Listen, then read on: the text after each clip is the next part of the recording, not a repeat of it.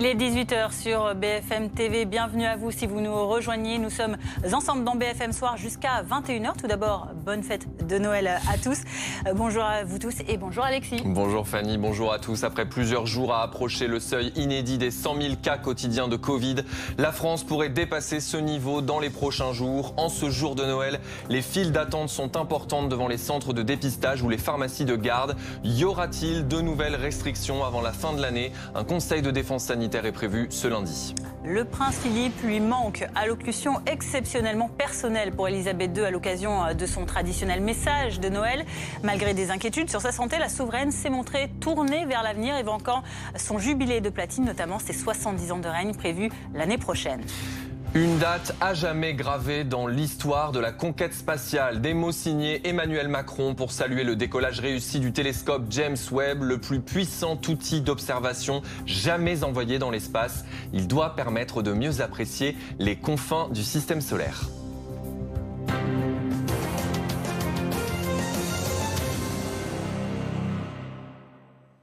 Une réunion de famille avec des personnes fragiles, un voyage à l'étranger, un contact avec un malade. Toujours autant de raisons de se faire tester, mais des possibilités plus limitées en ce jour de Noël. Les rares pharmacies ou les centres de dépistage ont été pris d'assaut tout au long de la journée, comme dans le 15e arrondissement où se trouve Antoine Forestier. De tôt ce matin jusqu'à tard cet après-midi, ils ont attendu entre 2 et 3 heures pour pouvoir effectuer un test PCR ici sur le parvis de la mairie du 15e arrondissement, un des rares endroits où on pouvait encore se faire tester dans cet arrondissement de Paris cet après-midi. Test PCR, il y avait également des pharmacies dans lesquelles on pouvait faire des tests antigéniques. Marie-Françoise, vous ressortez à l'instant de ce centre de dépistage. Vous avez attendu combien de temps avant de pouvoir faire ce test? Plus de 3 heures. Plus de 3 heures. J'habite le 15e. J'ai essayé dans plusieurs pharmacies qui étaient fermées. Donc je me suis résolue à venir par ici. La queue était longue, mais il fallait le faire. Vous attendiez à ce que ce soit aussi long aujourd'hui, jour de Noël? Pas du tout. Jour de Noël, franchement, je pensais qu'il y aurait très peu de monde, mais vous avez vu la queue, elle est bien longue. Pour quelle raison vous avez dû faire ce test PCR? Cas contact, je suis doublement vaccinée.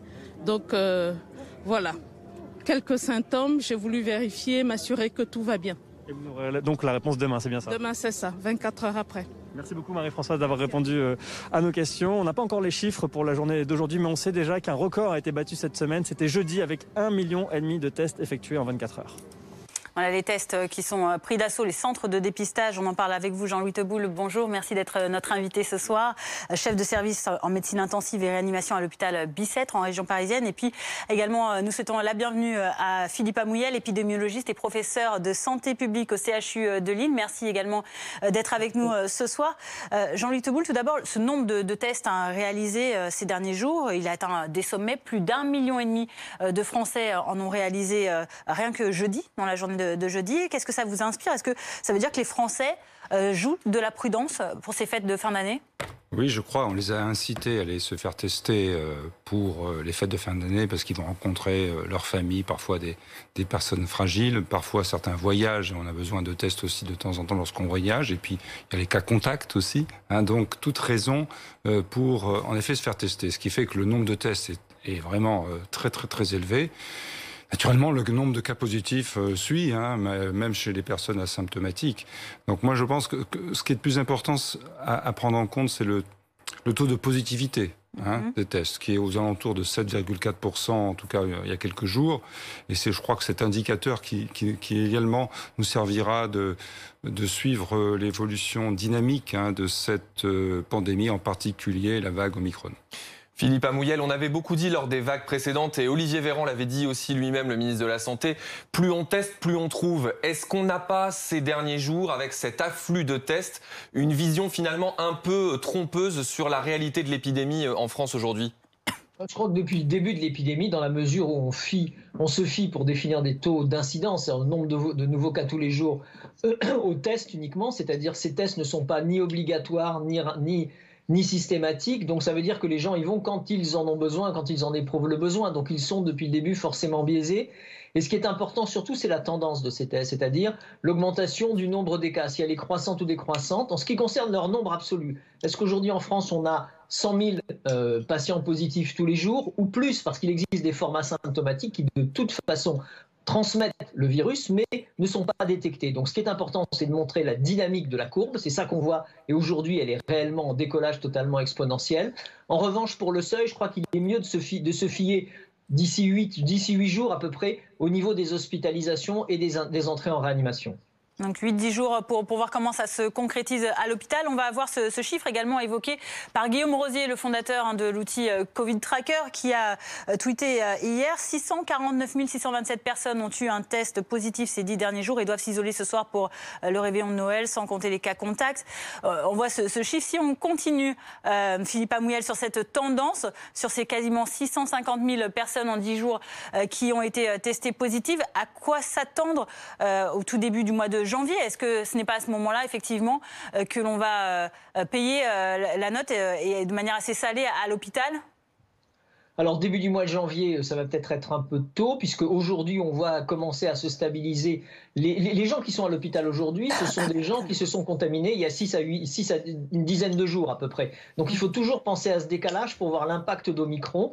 Maintenant, apparemment, Omicron entraîne des hospitalisations moins fréquentes d'après les données du Royaume-Uni, mais comme vous le dites fort justement, l'étendue du nombre pourrait quand même venir saturer nos hôpitaux. Et c'est la question qu'il faut qu'on se pose actuellement.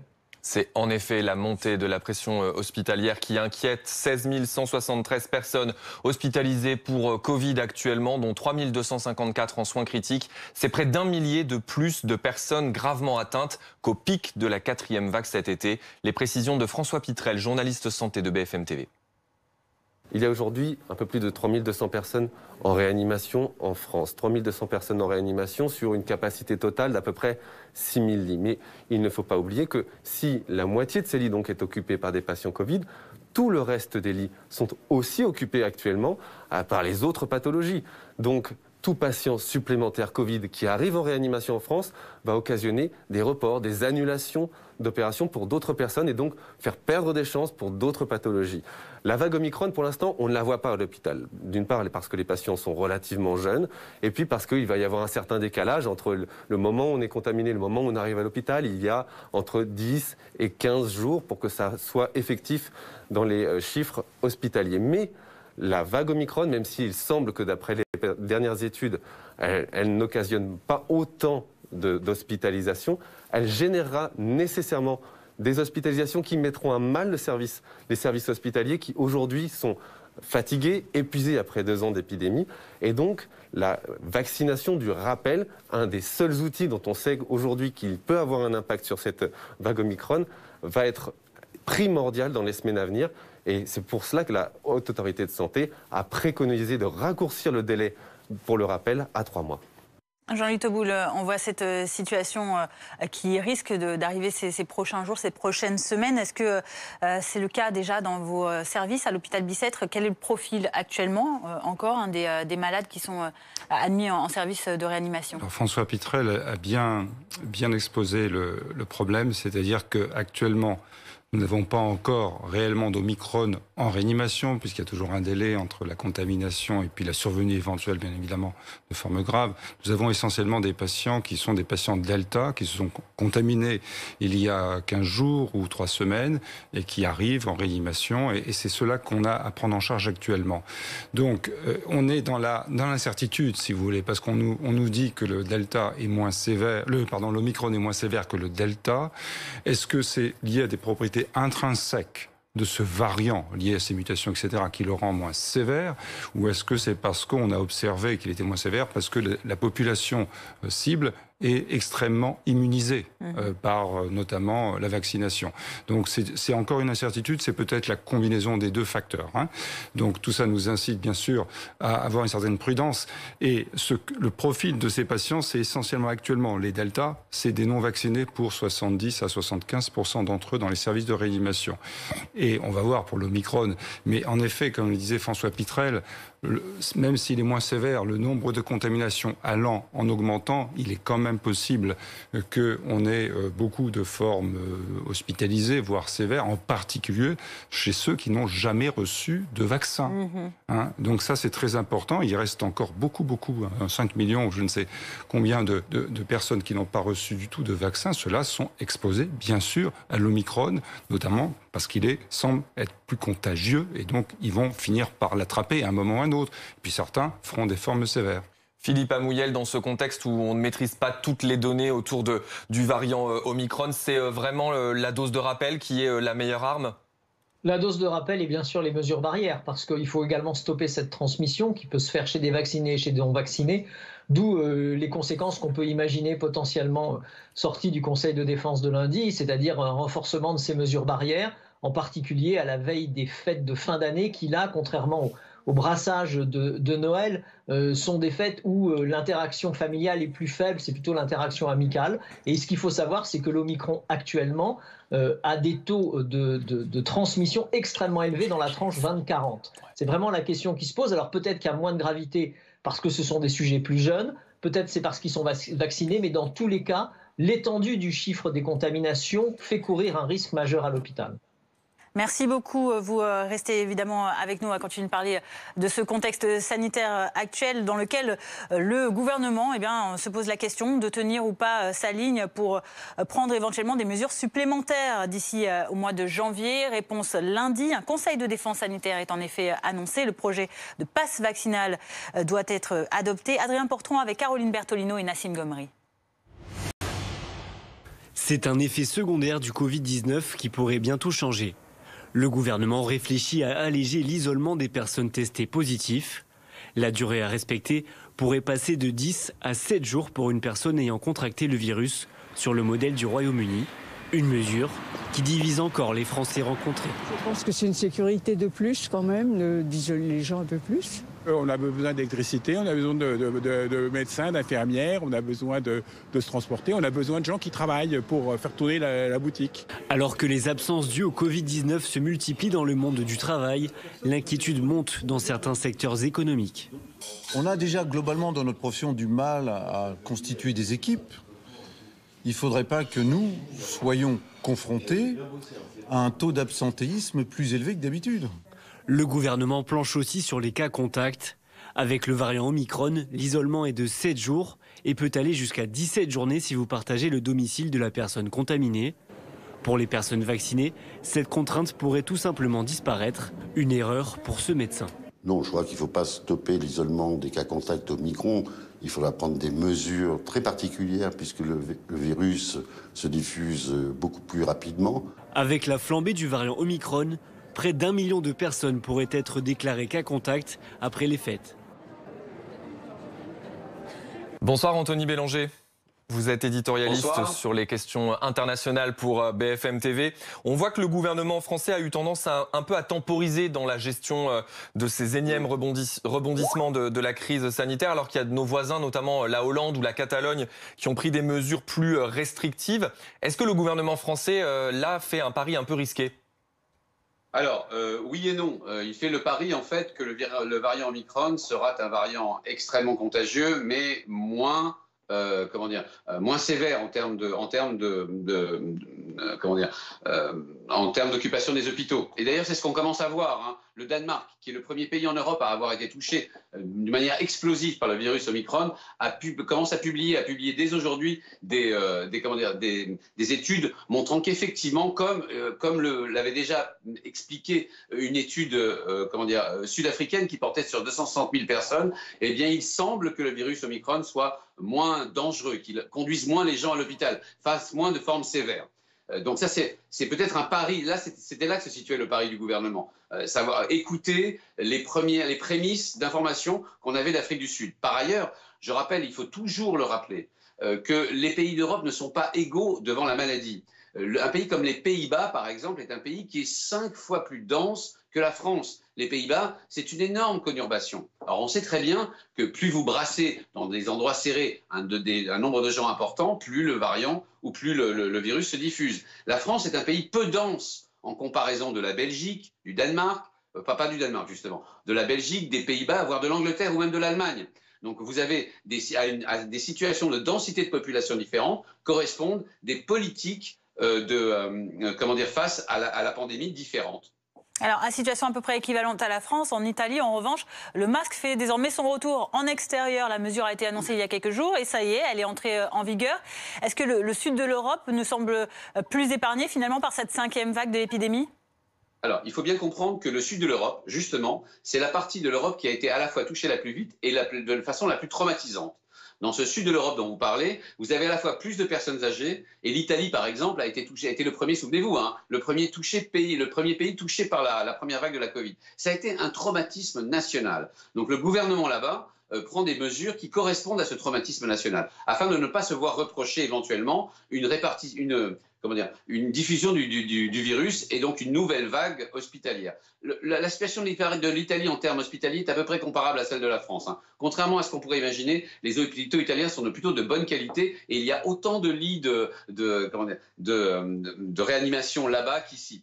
Donc, ce sont deux pays comparables. Par contre, encore une fois, je le rappelle, l'Italie est un pays 2 fois plus dense que la France. La France est un peu l'exception en Europe en termes de densité. Il n'y a guère que l'Espagne qui soit aussi peu dense que la France. En l'Italie, c'est un tout petit pays, une étroite bande côtière, une étroite bande de territoire, bordée par 2 mers, avec énormément de villes en son sein. C'est un pays 2 fois plus dense que la France. Donc encore une fois, à une situation de densité de population comme celle de l'Italie, qui est la même que celle de l'Allemagne, pour tout vous dire, eh bien, correspond une autre politique sanitaire. Par ailleurs, le port du masque à l'extérieur, plus qu'être efficace, c'est surtout un signe.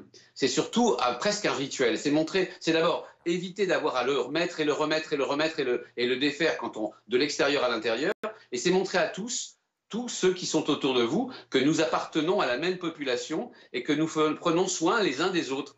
Ce signe-là, qui est à la fois un signe pratique et en même temps un signe presque civique, eh bien l'Italie a choisi de le réimposer. Rapidement, Anthony, je voulais avoir votre regard sur cette information qui est tombée ce week-end. Plus de 5600 vols qui ont été annulés dans le monde pour cause de Covid ce week-end. C'est énorme. Est-ce qu'il y a un vrai risque de désorganisation économique, peut-être plus fort qu'anticipé, avec Omicron ? Alors oui, alors ça par contre c'est vrai. Ça, ce qui est vrai, c'est que l'information en fait du week-end, c'est vraiment ça. C'est vraiment la désorganisation, peut-être au pire moment dans les aéroports. Moi, j'en étais à 4500 vols annulés dans le monde entier. Vous en êtes à 5100. Effectivement, cette désorganisation pourquoi ? Eh bien, d'abord, il y a des pays qui ferment les frontières. Des pays comme, je pense au Maroc ou à d'autres. Hein. Il y a des pays qui ouvrent à moitié leurs frontières. Il y a des pays. Donc, ce que font les compagnies, logiquement, c'est plutôt que de devoir gérer une telle cacophonie administrative et frontalière, ils préfèrent annuler des vols. Et ça laisse des gens qui sont soit déjà dans les pays en question, soit sur le point de partir, et bien un peu sur le carreau, au moment même où tout le monde s'apprêtait à prendre des fêtes de Noël. Alors la leçon de tout ça, c'est que peut-être il faut passer Noël près de chez soi, plus qu'à l'étranger. C'est facile à dire pour nous Français qui avons un peu tout chez nous, puisque les meilleures stations de ski sont chez nous, ça tombe bien. Les meilleurs plats, enfin, on peut y compris profiter du soleil du Sud. Mais pour un Anglais ou un Allemand, croyez-moi, c'est une très mauvaise nouvelle. Par ailleurs, c'est vraiment ça peut-être la leçon de cette 4e, 5e ou 6e vague de Covid, personne ne sait plus très bien. C'est que effectivement, les premiers affectés, c'est ce par quoi la Covid a commencé, c'est-à-dire la mondialisation, et c'est-à-dire les vols aériens. Et c'est une leçon presque du 21e siècle. Merci Anthony Bélanger, on vous retrouvera dans le journal de 18h30. Merci beaucoup d'avoir apporté votre éclairage. C'était une déclaration très attendue cet après-midi, après une année difficile pour la monarchie. Elisabeth II a prononcé son traditionnel message de Noël, une séquence enregistrée il y a quelques jours au château de Windsor, où la souveraine passe les fêtes et c'était attendu. La reine a rendu hommage à son époux disparu. Depuis le décès de mon regretté Philippe, j'ai tiré beaucoup de réconfort des nombreuses marques d'affection que l'on m'a témoignées de partout, de tous les pays du Commonwealth et des 4 coins du monde. Son sens du service, sa curiosité intellectuelle et sa capacité à trouver des raisons de se réjouir dans toute situation étaient irrépressibles. Son regard malicieux était aussi brillant à la fin de sa vie que le jour où je l'ai rencontré. Bonsoir Stephen Clark. Vous êtes journaliste britannique, vous êtes auteur de Elisabeth II ou l'humour souverain aux éditions Albin Michel. Qu'est-ce que vous avez pensé de cette allocution de la souveraine qui était vraiment plus personnelle que ce à quoi on a l'habitude les autres années? Oui, c'était un peu plus grave que d'habitude, mais elle a parlé du deuil parce qu'elle a perdu son mari qui avait quand même 99 ans. Et ils étaient mariés depuis si longtemps. D'ailleurs, elle portait la broche, la petite broche. Elle portait cette broche lors de leur lune de miel. Et en photo où elle portait aussi la broche, elle a insisté vraiment sur le caractère historique de son règne. Donc c'était un peu plus sombre que d'habitude, mais la reine, elle met toujours l'accent sur la jeunesse. On a vu plein d'images de jeunes. Elle a parlé de ce prix qu'a établi le prince Philippe, the Duke of Edinburgh Awards, qui encourage les jeunes de sortir, de faire du trekking, du camping, des choses comme ça. Donc elle a donné un message positif aussi. Elle a même parlé des Jeux du Commonwealth en été. On ne sait même pas si on aura le droit de les faire, mais elle a parlé de ça. Donc, elle essaie toujours, je pense, de donner un peu d'espoir. Un message donc positif adressé par la reine dans cette allocution de Noël. En revanche, il y a plusieurs événements qui sont venus entacher ces derniers temps la monarchie britannique, la mort du prince Philippe, les confidences critiques du prince Harry, les ennuis de santé également de la reine. Est-ce que c'est une nouvelle annus horribilis qui s'annonce, ou qui s'achève peut-être aussi pour la reine, on l'espère ? Qui s'achève. Elle ne dira jamais plus l'expression annus horribilis, je pense, parce qu'on s'est moqué d'elle quand on l'a dit. Mais oui, c'était une mauvaise année. D'ailleurs, elle a dit ça, qu'elle a dit maintenant, elle comprend les gens qui ont perdu des proches avec le Covid, elle les comprend. Elle a fait, en fait, depuis quelques années, depuis la mort de Diana, en fait, elle veut montrer qu'elle a des sentiments et qu'elle partage les sentiments du peuple. Donc, elle a dit, je ressens la même chose que vous. Même si elle, dans ses proches, il n'y a pas eu de mort de Covid, elle a dit qu'elle partage ce sens de perte, de deuil. Donc, c'était une très mauvaise année, mais elle a beaucoup parlé de l'année prochaine, de son 70e anniversaire qui commence en février. Donc, comme d'habitude avec la reine, elle ne montre pas l'émotion, elle en parle, mais elle ne va pas pleurer à l'antenne. C'est pas une star de réalité TV comme les autres anglais.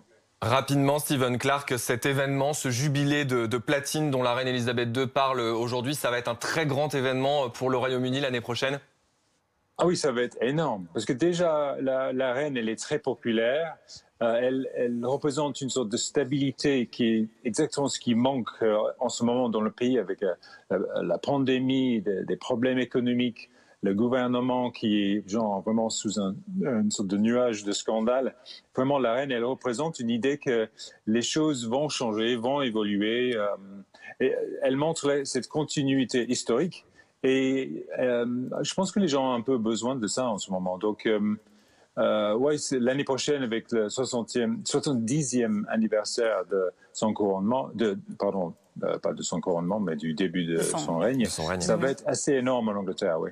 Merci beaucoup, Stephen Clark, de nous avoir apporté ces précisions. Je rappelle que vous êtes journaliste britannique, auteur de Elisabeth II ou l'humour souverain. Dans l'actualité également, ce lancement réussi pour le télescope James Webb, le plus gros télescope jamais envoyé dans l'espace depuis le célèbre Hubble, qui s'est lancé à 13h20 précise cet après-midi du centre français de Kourou en Guyane, à l'intérieur de la fusée Ariane 5, un appareil fabriqué par la NASA en collaboration avec les agences spatiales européennes et canadiennes et qui permettra d'en savoir plus sur la formation des étoiles ou encore sur l'observation des premières galaxies apparues après le Big Bang. Et on en reparlera bien sûr dans le prochain journal. Restez avec nous dans un instant. À la une du journal de 18h30, il y aura bien sûr cette situation sanitaire toujours inquiétante avec ces files d'attente de nombreux Français qui sont venus se faire tester encore aujourd'hui, jour de Noël. Votre programme avec The Green Store. Retrouvez le meilleur du CBD sur thegreenstore.fr, la boutique en ligne du CBD. Votre programme avec groupeverlaine.com. Isolation thermique par l'extérieur avec aide de l'État. groupeverlaine.com.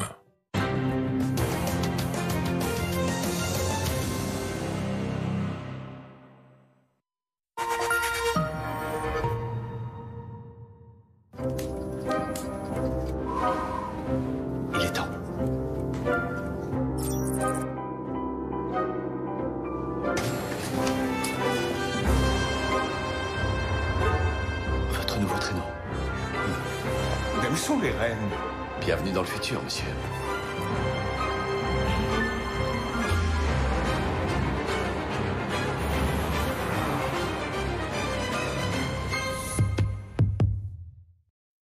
Transformez votre carrière. Apprenez une langue avec Babel. Choisissez une méthode d'expert et exprimez-vous en toute confiance. Il suffit d'une conversation pour ouvrir un monde d'opportunités. Plusieurs millions de personnes apprennent déjà avec Babel. Vous aussi, téléchargez l'application ou rendez-vous sur babel.com. Direct Assurance, bonjour. Mais vous trouvez ça normal de nous faire économiser 240 €? Mais c'est scandaleux, monsieur. Non, on va rester chez vous. C'est clair? Là, ils ont compris.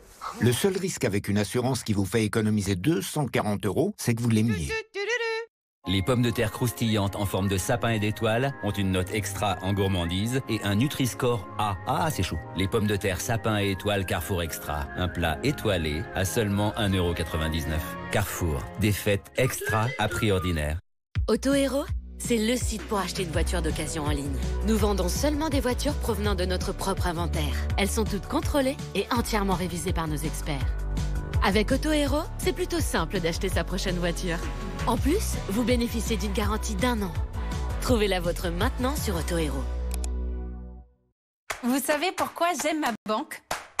Parce qu'elle m'accompagne partout et dans tous mes projets. Elle sait que je suis à la recherche de performance. Hop! Avec elle, de nouvelles perspectives s'ouvrent à moi. Des solutions d'investissement compétitives et le meilleur banque en 2021. Fortunéo, j'aime ma banque. Découvrez l'alliance parfaite d'arômes incomparables. Capturez dans chaque capsule leur espresso aluminium.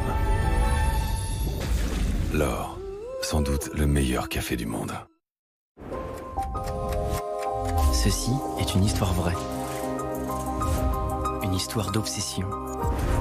Celle de préserver l'environnement.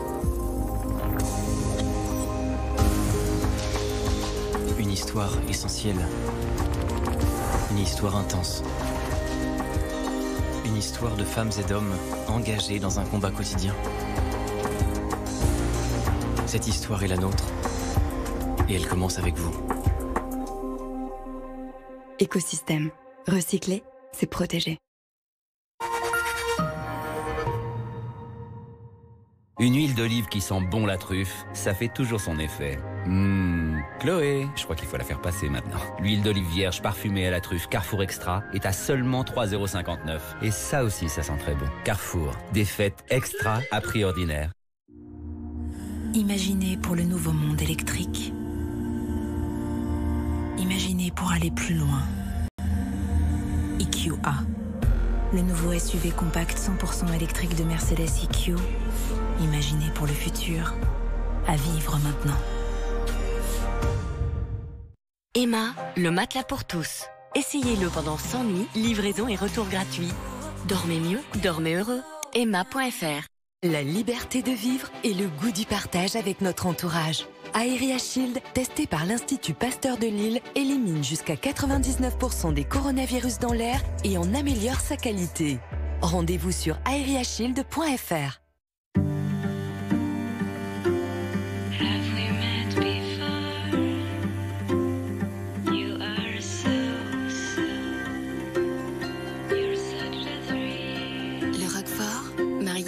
Il adore. Roquefort, on l'a cru de brebis.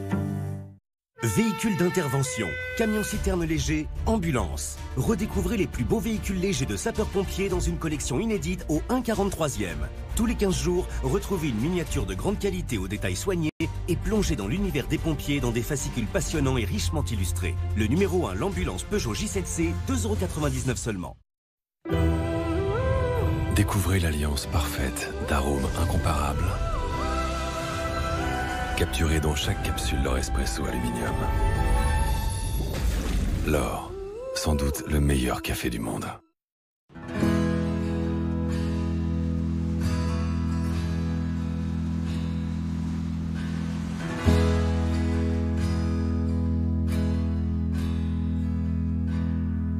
Help me decide whether to climb the hill or shoot for the moon. Découvrez les îles Grenadines en catamaran Catlante et réservez votre croisière dès maintenant sur catlante.com.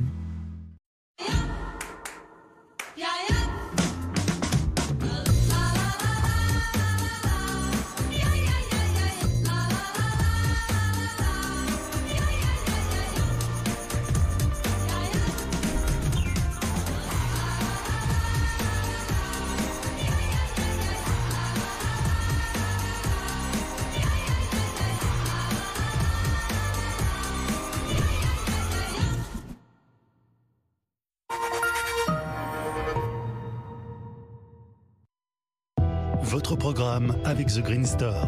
Retrouvez le meilleur du CBD sur thegreenstore.fr, la boutique en ligne du CBD. Votre programme avec groupeverlaine.com. Isolation thermique par l'extérieur avec aide de l'État. groupeverlaine.com.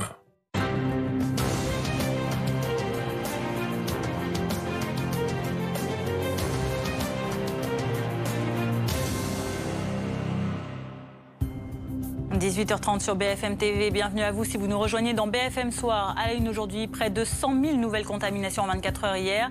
La moitié des lits de réanimation occupés par des patients Covid. Cette fin d'année est marquée par une explosion de l'épidémie accentuée par l'émergence du variant Omicron. L'exécutif convoque demain un conseil de défense pour discuter de l'éventualité de durcir les mesures sanitaires. On en parle avec nos invités. Jean-Louis Teboul, chef de service en médecine intensive et réanimation à l'hôpital Bicêtre. Et Philippe Amouyel, épidémiologiste et professeur de santé publique au CHU de Lille.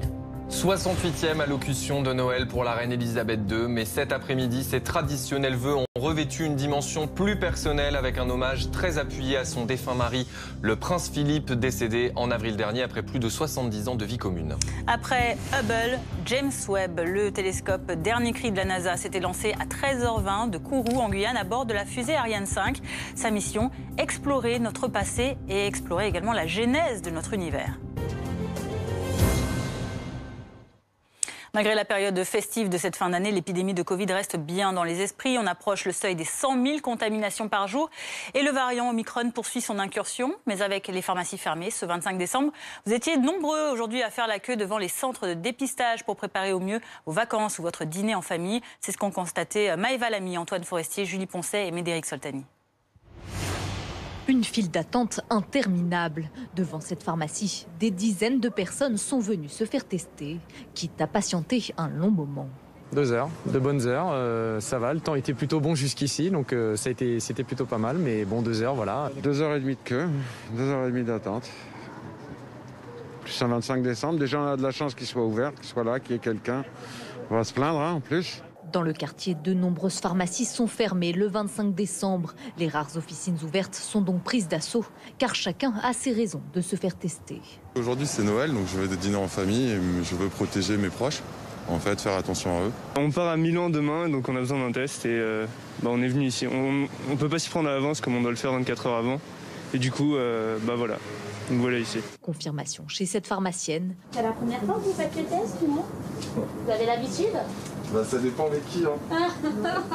Toute la matinée, elle a enchaîné les tests. Je pense qu'on est dans une cinquantaine, 40, une quarantaine. Vous avez beaucoup de tests positifs là depuis Non, depuis ce matin, j'ai qu'un seul test positif, donc c'est déjà pas mal. Cette ruée sur les tests, le signe que malgré les fêtes, le Covid reste dans tous les esprits. Et nous sommes toujours en plateau avec Jean-Louis Teboul, chef du service en médecine intensive et réanimation à l'hôpital Bicêtre. Philippe Amouyel, épidémiologiste et professeur de santé publique au CHU de Lille. Professeur Amouyel, peut-être une première question un peu pratique sur la façon dont ça se passe en ce moment. On l'a vu dans le sujet, beaucoup de tests. Du coup, évidemment, beaucoup de personnes positives. On l'a vu avec des niveaux rarement atteints depuis le début de l'épidémie. Est-ce que là, ce qui se passe ces jours-ci ne va pas un peu perturber la lecture des courbes, puisque visiblement il y aura moins de tests possibles ce samedi 25 et ce dimanche 26 décembre à cause de Noël? Alors, dans les deux cas, quand vous testez énormément, vous vous exposez à finalement avoir baissé le taux de positivité. Quand vous testez moins, le taux de positivité augmente mécaniquement à cause du dénominateur. Dans tous les cas, ce qu'on voit, c'est la tendance qui est importante. C'est-à-dire qu'aujourd'hui, la pente est extrêmement rapide de croissance. On est aujourd'hui à presque 100 000 cas positifs chaque jour. C'est probablement supérieur, puisqu'on ne prend la plupart du temps rarement en compte les cas asymptomatiques qui, malheureusement, continuent à diffuser le virus. Donc on reste de toute façon sur une courbe croissante et les mesures doivent être prises de manière à essayer de contrôler, si on le peut, cette croissance et surtout de réduire les risques par la vaccination et les mesures barrières. Jean-Louis Teboul, on va revoir ce tweet de Guillaume Rosier, fondateur du site Covid Tracker, avec ce chiffre qui peut-être va nous en dire plus sur cette tendance qu'évoque Philippe Amouyel. 650 000 quasiment personnes qui ont été testées positives ces 10 derniers jours, selon Guillaume Rosier, et qui doivent donc s'isoler. Si on continue sur cette tendance, qu'est-ce qu'on peut imaginer comme scénario dans les prochaines semaines à l'hôpital, mais aussi peut-être aussi dans la vie économique? Alors là, c'est pas votre rôle, mais on imagine que ça peut déstabiliser, désorganiser pas mal de choses. Tout à fait. C'est en fait le vrai problème qu'on a à faire face. Dans la mesure où les personnes qui sont testées positives sont vaccinées, éventuellement vaccinées avec une dose de rappel, on pense que leur risque individuel de faire des formes graves est réduit par rapport à un non-vacciné, bien évidemment. Et avec l'Omicron, par rapport au Delta. Donc le vrai problème, c'est pas tant le risque individuel, une fois qu'on est contaminé, de faire une forme grave, si on est vacciné et si on a la dose de rappel, c'est surtout le risque collectif de débordement à l'hôpital, par exemple, de patients qui affluent, même s'ils n'ont pas de forme sévère, mais qui ont, par exemple, des formes un peu symptomatiques, qui viennent aux urgences, qui viennent, disons, engorger, bien évidemment, les services d'accueil des urgences. Et c'est un peu là le problème. D'autant plus que nous avons, dans mon propre service, des personnels soignants, qu'ils soient médicaux ou non médicaux, contaminés. Contaminés parce qu'ils ont été contaminés en famille, par exemple, leurs enfants. Souvent, vous savez, les personnels soignants à l'hôpital sont souvent jeunes. Ils ont souvent des enfants... Vous en avez beaucoup, vous, à l'hôpital Bicêtre? On en a eu tous les jours. Il y a un personnel soignant, aide-soignant, infirmier, etc., qui est touché. Donc, il est obligé de s'isoler. Pour l'instant, il est obligé de s'isoler. Peut-être faudra-t-il les faire travailler s'ils sont asymptomatiques. On en saura plus demain. On en saura plus demain. Et donc, voilà. Donc ça, c'est un problème parce que si on a moins de personnel soignant, naturellement, et c'est pas seulement dans mon service, c'est dans la plupart des services hospitaliers actuellement, on aura moins de force vive pour prendre en charge les patients et on sera obligé soit de fermer de nouveaux lits, parce qu'on a beaucoup de lits fermés actuellement à l'hôpital, soit de faire revenir les personnels qui sont contaminés mais asymptomatiques. D'un mot avant de redonner la parole à Philippe Amouyel, docteur Teboul, vous parliez de ces enfants qui éventuellement transmettent la maladie. Ça, on sait que c'est toujours la zone grise dans la lecture de l'épidémie depuis des mois. C'est quelque chose que vous voyez, que vous entendez peut-être plus régulièrement ces dernières semaines? Oui, parce que on voit bien les chiffres, il y a plus d'enfants contaminés. Alors on était aussi, vous savez, il y a la percussion de deux vagues, la vague Delta et la vague Omicron, ce qui fait qu'actuellement il est difficile de savoir qui est responsable de quoi. On en saura un peu plus dans quelques jours lorsque la vague Delta sera vraiment sur la pente descendante. Et elle est déjà, mais enfin qu'elle sera vraiment effectivement sur la pente descendante. Donc en fait, il y a des enfants contaminés qui se contaminent parfois avec leurs parents, mais qui parfois contaminent leurs parents, bien évidemment. Et c'est ça tout le problème. Alors ce qui est vrai à l'hôpital est vrai sans doute, sans aucun doute d'ailleurs. Quand je dis sans doute, c'est sans aucun doute dans d'autres corps de métier, dans tous les corps de service par exemple. Je pense à la police, aux pompiers et bien sûr aux enseignants, aussi aux personnes qui transportent, qui sont des conducteurs, qui font dans les transports en commun. Et tous ces services, en effet, c'est ça le risque d'être paralysés. Alors que, si vous voulez, on attend moins de formes sévères quand même. Mais c'est plutôt l'engorgement de tous au même temps qui viennent, disons, arriver à l'hôpital. Voilà. Alors ça, c'est ce qui concerne évidemment le nombre de cas qui explose aujourd'hui, les tests également de fait, mais il y a aussi la vaccination et avec l'éventualité d'un pass vaccinal en lieu et place du pass sanitaire, ce sera décidé dès lundi prochain. Ils sont notamment de plus en plus aussi à compléter leur schéma vaccinal par une dose de rappel, même le jour de Noël. Moderna pour les moins de 30 ans, Pfizer pour les autres, la pédagogie est de rigueur. Illustration dans ce centre de vaccination de la région parisienne où s'est rendu Thomas Herman. À Aulnay-sous-Bois, ce centre de vaccination est ouvert et ce le 25 décembre pour vacciner à la fois des personnes qui veulent faire une deuxième ou une troisième injection. Alors on est loin du décor avec le sapin de Noël et les cadeaux, c'est plutôt aussi pour recevoir une dose de rappel. Bon, bonjour, vous êtes le docteur qui gère ce centre de vaccination. Vous avez quel type de profil depuis ce matin? Essentiellement des rappels en vaccin ARN, donc pour la plupart des personnes qui viennent pour se faire vacciner ce matin. Bon, vous avez quand même pas mal de questions, notamment la différence entre Pfizer et Moderna. Pourquoi pas Moderna? Pourquoi pas Pfizer? Tout à fait. En fait, on passe quand même beaucoup plus de temps à expliquer aux personnes en fait que finalement les deux vaccins sont similaires et que c'est pas du tout un sous-vaccin de Moderna, bien au contraire. Et donc en échangeant quelques minutes, en fait, on arrive quand même à les convaincre. Et ça paye justement parce qu'une personne ne souhaitait pas se faire vacciner avec Moderna, elle est revenue moins d'une heure après chez vous. Tout à fait. Souvent, en fait, ils veulent avoir plus de réflexion, donc et puis on les voit revenir au bout d'une demi-heure, et puis en étant totalement rassurés, je crois, puisque finalement ils disent qu'il n'y a aucun problème pour pouvoir se faire vacciner, et que voilà, c'est normal. Ils se posent des questions sur les effets secondaires du Moderna, et puis on les rassure. On imagine J'imagine que vous êtes très mobilisé, surtout en période de 3e injection. Il faut rester mobilisé, surtout en ce moment. Absolument. On essaie d'avoir un maximum de plages horaires d'ouvertes. Et bon, là, c'est moins... il y a moins de monde, mais on le comprend. Mais bon, ça reste une activité quand même qui est soutenue. Merci beaucoup. Alors effectivement, ici, on est dans un petit centre de vaccination. On a 67 rendez-vous. On va vacciner au total une centaine de personnes, puisqu'on peut accueillir également ce rendez-vous ici à Aulnay-sous-Bois. Philippe Amouyel, est-ce qu'il faut reprendre du côté des autorités ce discours de pédagogie pour continuer d'inciter à la vaccination, au fait d'aller bien faire sa dose de rappel? On entend parfois chez certaines personnes qui ont eu l'impression de jouer le jeu l'année dernière en allant recevoir les 2 premières doses, une forme de lassitude aujourd'hui. Oui, c'est légitime, mais néanmoins, ce qu'il faut savoir, c'est qu'on ne connaît pas tout de ce virus. On ne sait pas en particulier quel est exactement le schéma vaccinal. Si vous prenez n'importe quel vaccin, le vaccin contre l'hépatite B par exemple, on sait aujourd'hui qu'il faut 3 doses avec des espacements qui sont bien définis en fonction des situations. Aujourd'hui, sur ce qui concerne le SARS-CoV-2, dans le cadre du Covid, on apprend, en fait, on a fait une première dose, une deuxième dose, on s'est rendu compte que cette deuxième dose, face à un virus qui avait muté, comme dans le virus de la grippe par exemple, on était obligé de faire une 3e dose. Donc je crois que la pédagogie, elle doit être permanente. On doit la répéter de manière systématique. Il faut qu'on rassure les gens et pas qu'on leur impose. Et je trouve que ce qui était présenté dans votre reportage, c'est-à-dire cette explication sur le Moderna, les gens ont des réticences à se faire vacciner contre le Moderna. Mais quand on leur explique que s'ils ont moins de 30 ans, ils ne se font pas vacciner au Moderna. S'ils ont plus de 30 ans, on utilise une demi-dose parce qu'on s'est rendu compte que c'est aussi efficace qu'une pleine dose et que ça réduit très significativement le nombre des effets secondaires, à ce moment-là, on arrivera à les convaincre. Je pense qu'il faut convaincre avant tout. Jean-Luc Teboul, il y a désormais plus de 21 millions de Français qui ont eu leur dose de rappel. Une récente étude britannique a montré que la protection de la 3e dose de vaccin face au variant Omicron, notamment, chute au bout de 10 semaines. Est-ce que ça veut dire qu'il va falloir s'attendre à une 4e dose prochainement? Alors, elle chute pas totalement. Elle chute d'environ 15%. Au bout de 10 semaines. Alors, et ça reste suffisant, ça veut dire? Ça reste suffisant pour une dose de rappel, qui est comme on dit en anglais, qui est le booster, la dose booster. Donc ça veut dire ce que ça veut dire. Et donc, on est quand même confiant sur la durée de la protection, parce que 15%, en 10 semaines, ça fait 2 mois et demi, on peut espérer quand même un peu plus une dose, enfin un effet un peu plus protecteur, plus longtemps. On verra bien. On verra bien, parce qu'on n'en est qu'au début.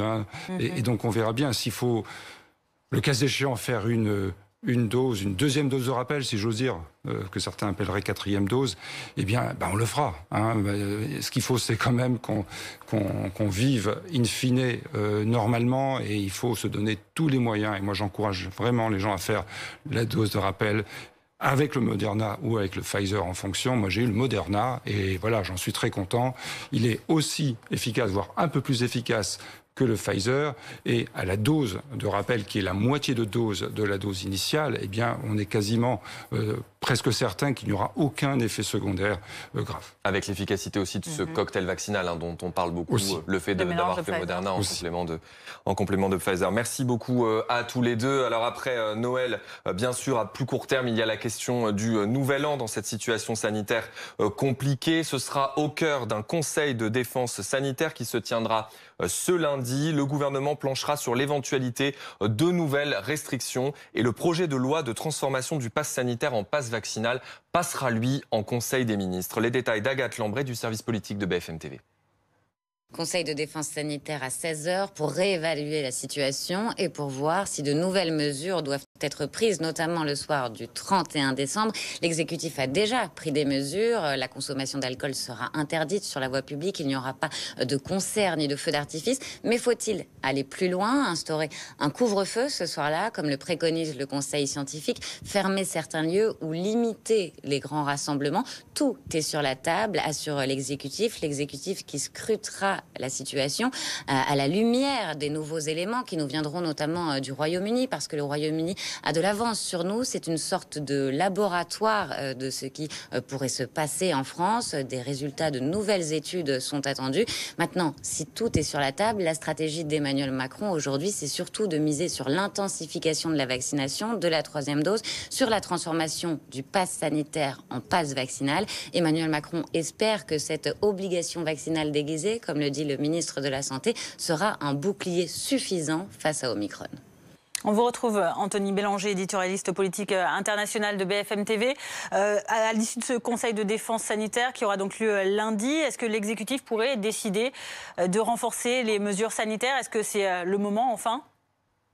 Écoutez, ce qui est absolument certain, c'est que le gouvernement va regarder très attentivement les premières données qui nous viennent, pas seulement de la Grande-Bretagne, mais aussi du Danemark. Ce sont les deux pays dans lesquels il y a eu une véritable explosion du variant Omicron. On sait déjà que le variant Omicron, par exemple, dans les deux pays, a supplanté le variant Delta, et c'est depuis au moins une bonne semaine.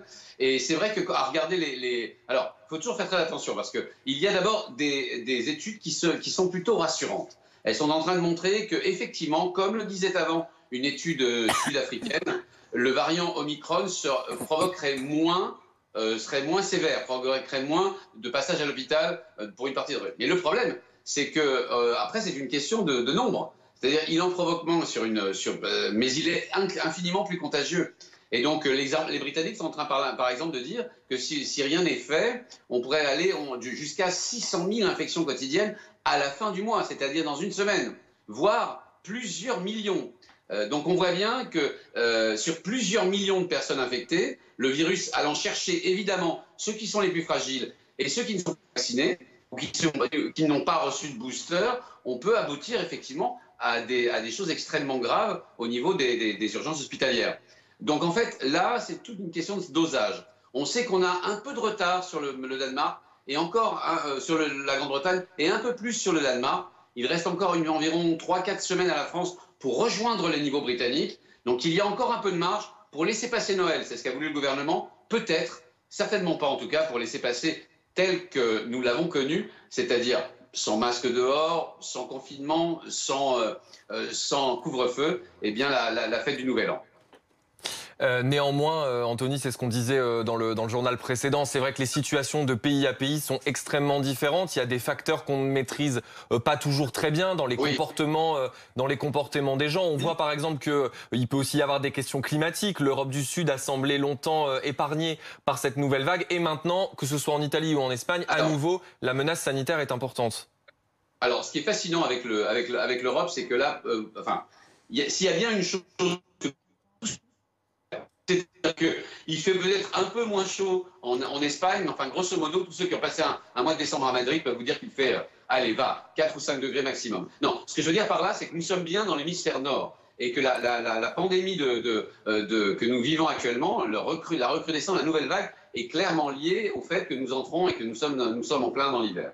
Bien, que ce soit à Madrid, à Londres, à Berlin ou à Milan ou à Paris, c'est pareil.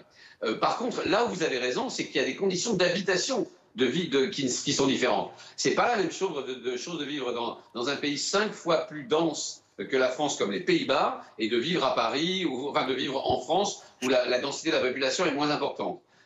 On constate d'ailleurs que c'est dans les parties les plus denses de la population française, c'est-à-dire les grandes villes ou la grande mégalopole qui est Paris, et sa région qu'on retrouve, ou Marseille ou Lyon, qu'on retrouve les taux d'incidence les plus importants. Encore une fois, le problème auquel font face l'essentiel et les pays d'Europe, c'est une explosion d'un variant de la Covid-19 qui est beaucoup plus transmissible, qui est beaucoup plus contagieux. Et personne n'a envie de voir des centaines, voire des millions de personnes contaminées par jour. Et donc, face à cette donnée de base, nous sommes tous en hiver. Nous avons tous des populations âgées. C'est important de le souligner aussi. L'ensemble de l'Europe a entre 15 et 20% de population qui a plus de 65 ans. C'est la cible du virus. Donc, et par ailleurs, des comportements à peu près égaux, et bien face à ça, il faut juste doser en fonction de chaque pays. Est-ce que j'habite un pays plus ou moins dense? Est-ce que la région dans laquelle je suis est susceptible de faire peu de fêtes ou de susciter des rassemblements? Et enfin, a-t-on beaucoup de retard par rapport aux pays qui ont connu les premières explosions du variant Omicron? Encore une fois, je pense au Danemark, je pense à la Grande-Bretagne. Merci beaucoup, Anthony Bélanger, d'avoir répondu à nos questions cet après-midi sur BFM Soir. De l'autre côté des Alpes, l'Italie, elle, a décidé de resserrer la vis en imposant le port du masque à l'extérieur. Et au cinéma, au théâtre, dans les stades ou encore les transports, pardon, c'est même le masque FFP2. Plus protecteur, le masque FFP2 qui va s'imposer dans les cinémas, les théâtres, les stades ou les transports jusqu'à la fin du mois de janvier. Le gouvernement italien interdit par ailleurs les fêtes, les concerts, même dehors, et les discothèques seront fermées. Et dès le 1er février, la durée du pass sanitaire passera de 9 à 6 mois en Italie. En France, le préfet de Savoie vient de décider lui aussi d'imposer le masque dans les espaces extérieurs. Mais en France, 80% de ces protections viennent de Chine. À quand les masques made in France? Élément de réponse dans ce reportage de Fanny Regnault avec Camille Fournier. Où a été produit votre masque et vient-il de France? Deux questions auxquelles peu de gens peuvent répondre. J'ai pris au plus rapide, au moins cher, au plus simple. Le produit? Je pense en Chine. Je suis patriotique, mais pas à ce point. Et pourtant, des masques français, il y en a. Plusieurs entreprises en fabriquent, comme ici en banlieue parisienne. Depuis 1 an et demi, le masque français tente d'innover pour séduire les consommateurs. Ici, 250 000 masques sont produits chaque jour, principalement pour des particuliers. On mise sur la couleur. On s'est dit, quitte à devoir porter les masques, autant pouvoir les assortir à nos vêtements, avoir quelque chose qui sort un peu de l'ordinaire. Et c'est ça vraiment notre marque de fabrique. On propose sur notre site de la personnalisation où les clients peuvent venir rentrer leur message pour que nous, on leur fasse leur boîte sur mesure. Mais face aux productions étrangères, ces masques peinent à être compétitifs à cause de leur prix. Les masques chinois représentent d'ailleurs plus de 80% des masques portés en France. Une tendance que de nombreux professionnels souhaitent inverser pour rééquilibrer le marché. On aimerait qu'effectivement les marchés publics se destinent vers des producteurs français, ceci afin de soutenir la filière et qu'on ne soit plus jamais dans l'état où on était début 2020 avec une dépendance asiatique. Cependant, pas de rupture de stock prévue pour le moment. Avant l'arrivée d'Omicron, les réserves ont été renforcées. L'État possède 1,46 milliard de masques chirurgicaux selon Santé publique France, de quoi tenir plus de 18 semaines en situation de crise. Outre-Manche, la reine Elisabeth II a présenté ses traditionnels vœux de Noël cet après-midi. Un format habituel, mais un discours bien différent de l'accoutumée. La souveraine de 95 ans a rendu un hommage vibrant au prince Philippe, décédé au printemps dernier. Comme tous les ans, Elisabeth II a parlé à ces sujets. Dans une vidéo d'une quinzaine de minutes, la reine a adressé aux Anglais ses vœux de Noël depuis le château de Windsor, avec une pensée pour son mari Philippe, duc d'Édimbourg, décédé en avril. Son sens du service, sa curiosité intellectuelle et sa capacité à trouver des raisons de se réjouir dans toute situation étaient irrépressibles. Son regard malicieux était aussi brillant à la fin de sa vie que le jour où je l'ai rencontré. Ces vœux viennent clôturer une année éprouvante pour la reine, hospitalisée en octobre et contrainte d'annuler ses festivités de Noël à cause de la crise sanitaire. Un contexte difficile qui rend encore plus nécessaire cette tradition, selon ce journaliste britannique. Le contenu n'a aucune importance, mais c'est beaucoup plus important en fait dans un monde qui change tout le temps que depuis 68 ans maintenant, il y a cette tradition. Elle est toujours là à 15 heures. Pour les Britanniques, après le repas de Noël, la reine est là. Et c'est déjà énorme et je trouve ça infiniment poignant. À présent, Elisabeth II se tourne vers 2022, année où elle fêtera ses 70 ans sur le trône d'Angleterre.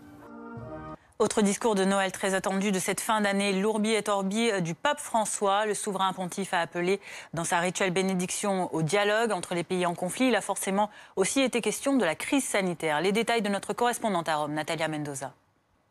La paix et l'harmonie dans le monde entier, voilà le souhait du pape François qui a passé en revue les principaux conflits qui ensanglantent la planète et a plaidé pour la réconciliation entre les peuples. Le pape a déploré la guerre et la violence en Syrie, en Irak, au Yémen, au Soudan. Il a plaidé pour le dialogue entre Israéliens et Palestiniens. Il a évoqué la difficile situation du peuple afghan éprouvé, je cite, par des conflits qui ont poussé de nombreuses personnes à fuir le pays. Il a déploré le sort des populations du Sahel qui connaissent la violence du terrorisme international. Il a également eu une pensée, un message de réconfort envers les populations les plus vulnérables, les migrants, les réfugiés, les personnes déplacées et toutes les personnes qui souffrent à cause de la pandémie. Le pontife a lancé un appel pour que les vaccins contre le coronavirus, je cite, puissent parvenir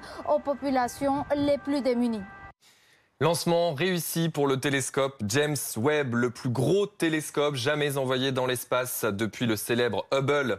Il y a 31 ans, il s'était lancé, James Webb, à 13h20 précise du centre français de Kourou en Guyane. Il était replié sur lui-même à l'intérieur d'une fusée Ariane 5. Nous sommes avec Gilles Davidovitch. Bonsoir. Bonsoir. Secrétaire général de la Société astronomique de France. Merci d'être avec nous. Pourquoi s'agit-il aujourd'hui d'une date particulière dans l'exploration spatiale ? Eh bien, écoutez, c'est probablement le plus fantastique des cadeaux de Noël pour les astronomes et les astrophysiciens. C'est au-delà, en fait, des espérances. C'est le travail de 30 ans pour toute une communauté, 30 ans de travail, de conception, de la conception à la réalisation. C'est un formidable succès pour les ingénieurs du CNES et d'Ariane Espace, il faut le souligner quand même, parce que c'est pas tous les jours qu'une fusée lance un engin à 10 milliards de dollars.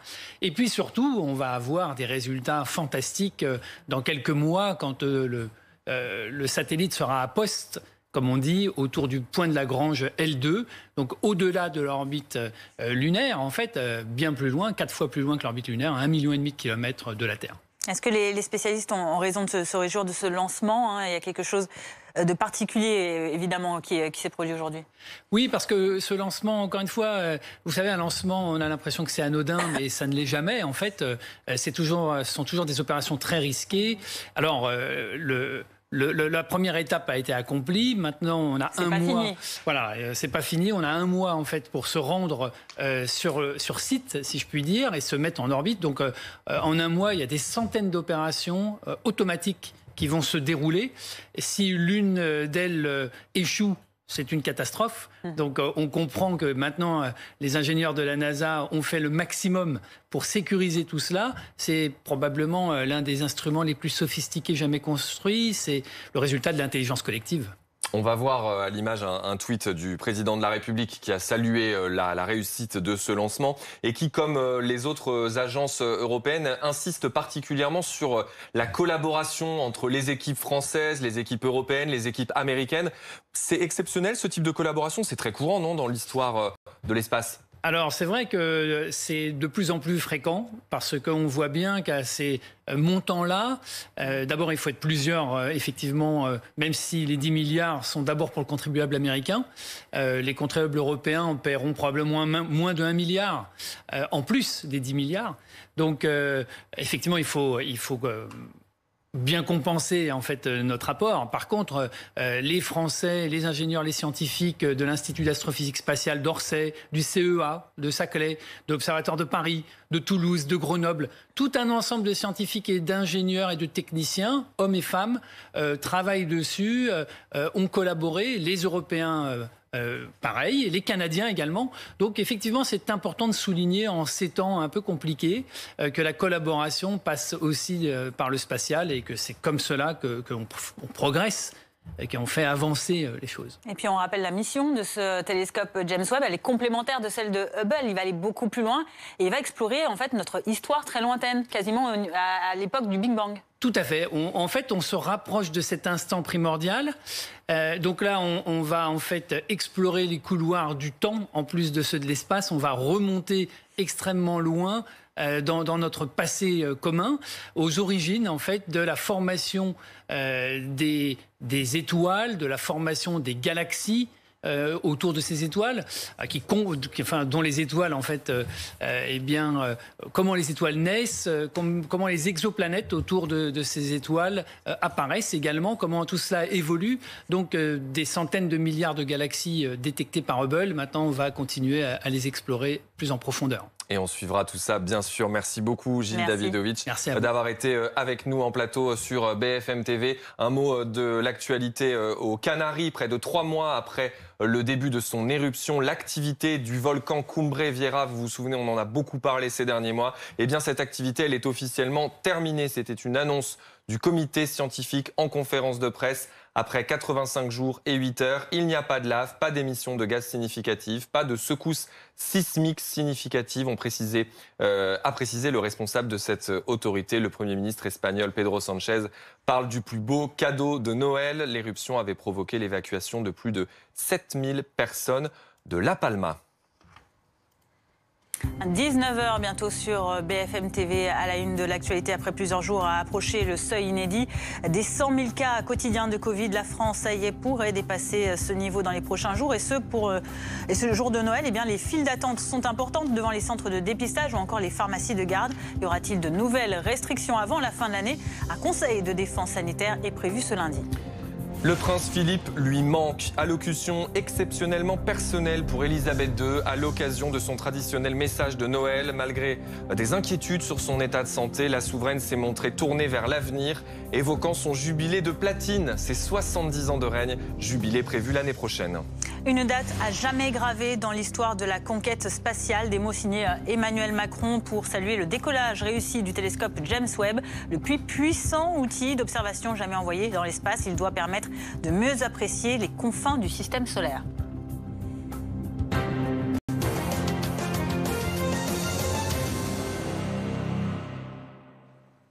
Une réunion avec des personnes fragiles, un voyage à l'étranger, un contact avec un malade, toujours autant de raisons de se faire tester, mais des possibilités plus limitées forcément en ce jour de Noël. Les rares pharmacies ou les centres de dépistage ont été pris d'assaut tout au long de la journée, comme dans le 15e arrondissement où se trouve Antoine Forestier. De tôt ce matin jusqu'à tard cet après-midi, ils ont attendu entre 2 et 3 heures pour pouvoir effectuer un test PCR ici sur le parvis de la mairie du 15e arrondissement, un des rares endroits où on pouvait encore se faire tester dans cet arrondissement de Paris cet après-midi. Test PCR, il y avait également des pharmacies dans lesquelles on pouvait faire des tests antigéniques. Marie-Françoise, vous ressortez à l'instant de ce centre de dépistage. Vous avez attendu combien de temps avant de pouvoir faire ce test? Plus de 3 heures. Plus de 3 heures. J'habite le 15e. J'ai essayé dans plusieurs pharmacies qui étaient fermées. Donc je me suis résolue à venir par ici. La queue était longue, mais il fallait le faire. Vous attendiez à ce que ce soit aussi long aujourd'hui, jour de Noël? Pas du tout. Jour de Noël, franchement, je pensais qu'il y aurait très peu de monde, mais vous avez vu la queue, elle est bien longue. Pour quelle raison vous avez dû faire ce test PCR? Cas contact, je suis doublement vaccinée. Donc voilà, quelques symptômes, j'ai voulu vérifier, m'assurer que tout va bien. Et vous aurez donc la réponse demain, c'est bien ça? Demain, c'est ça, 24 heures après. Merci beaucoup Marie-Françoise d'avoir répondu à nos questions. On n'a pas encore les chiffres pour la journée d'aujourd'hui, mais on sait déjà qu'un record a été battu cette semaine. C'était jeudi avec 1,5 million de tests effectués en 24 heures. Cette situation sanitaire, on en parle avec nos invités. Bonjour Pierre Squara, vous êtes chef du service de réanimation à la clinique Ambroise Paré à Neuilly-sur-Seine en région parisienne. Bonjour également Philippe Frogel, vous êtes généticien, professeur au CHU de Lille et à l'Imperial College de Londres. Pierre Squara, pour débuter, on a ce nombre de personnes testées, 1,5 million de Français qui se sont fait dépister sur la seule journée du jeudi 23 décembre, juste avant le réveillon de Noël. Qu'est-ce que ça vous inspire? Est-ce que ça veut dire que les Français jouent de plus en plus le jeu de la prudence? Mais oui, ça veut dire que l'épidémie est flambante, et puis ça veut dire que les Français ont compris qu'il fallait essayer de se protéger, de protéger les autres, et notamment pour les fêtes. Et c'était comme ça dans ma famille, c'est partout. Tout le monde se teste pour essayer de ne pas contaminer les plus fragiles. Est-ce que vous avez des interrogations sur une éventuelle lecture un peu troublée de la réalité de l'épidémie en France, parce qu'il y a énormément de tests, on se souvient de l'expression d'Olivier Véran, plus on teste, plus on trouve. Oui, mais là, plus on teste, plus on trouve, mais il est indéniable qu'il y a une flambée épidémique. Le nombre de patients qui arrivent dans les hôpitaux, enfin du moins aux urgences, en atteste. Maintenant, il n'y a pas une vague de patients graves à hospitaliser et à en mettre en réanimation. Donc, d'un côté, il faut prendre au sérieux cette épidémie. D'un autre côté, il ne faut pas paniquer outre mesure. Bien sûr, il faut prendre des précautions parce que beaucoup de malades, même si c'est pas très grave, ça finit par faire des malades en réanimation. Et donc, il faut essayer d'amortir la vague. Mais voilà, c'est pas, on ne vit pas la situation de panique qu'on a vécue au mois d'avril 2020. On va revoir ce chiffre évoqué par le fondateur du site Covid Tracker, Guillaume Rosier, qui évoque près de 650 000 personnes qui ont été testées positives ces 10 derniers jours et qui ont dû s'isoler avant les fêtes de Noël. Philippe Frogel, est-ce que ça veut dire que Noël pourrait avoir un impact sur les remontées des résultats dans les prochains jours, dans les prochaines semaines également ? Le danger aujourd'hui, c'est que les principales cibles d'Omicron, qui sont pour l'instant les jeunes, transmettent ensuite la maladie à leurs parents et à leurs grands-parents. Et c'est pourquoi il était tellement important que tout le monde se teste et qu'on fasse très, très attention.